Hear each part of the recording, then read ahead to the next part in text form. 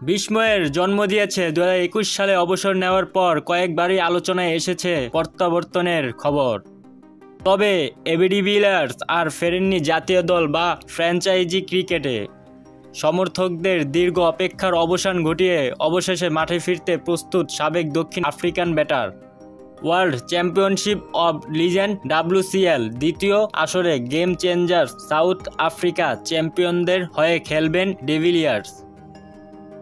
জাতীয় দলকে আগেই বিদায় জানানোর পর ডিভিলিয়ার্স 2021 সাল পর্যন্ত চালিয়ে যান ইন্ডিয়ান প্রিমিয়ার লিগে IPL খেলা।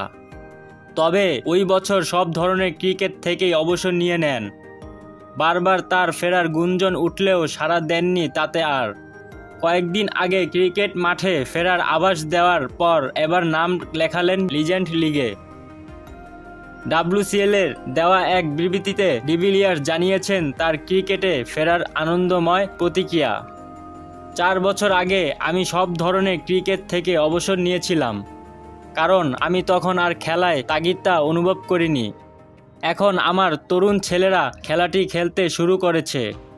আমরা উঠোনে আরও বেশি খেলেছি, আর সেখান থেকেই মনে হচ্ছে যেন আমার ভেতর নতুন বারুদের সঞ্চার হয়েছে। আর তাই আমি জিম এবং নেট সেশনগুলোতে ফিরতে চাচ্ছি। আমি জুলাইয়ে WCL-এর জন্য প্রস্তুত থাকব। WCL-এর প্রতিষ্ঠাতা ও প্রধান নির্বাহী কর্মকর্তা হর্ষি তুমার মনে করেন ডিভিলিয়ার্সদের মতো সাবেকদের সুযোগ করে দেওয়াটাই তাদের লিগের সার্থকতা।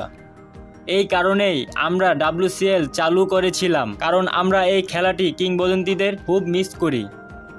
এবি ডিভিলিয়ার্সের একজন ভক্ত হিসেবে আমি তাকে মাঠে ফিরে আসতে দেখে রোমাঞ্চিত।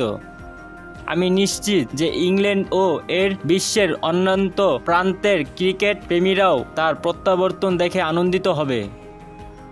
WCL-এর উদ্বোধনী আসরে সাবেক ভারত ব্যাটার যুবরাজ সিংহের নেতৃত্বাধীন ইন্ডিয়া চ্যাম্পিয়নরা শিরোপা জিতেছিল।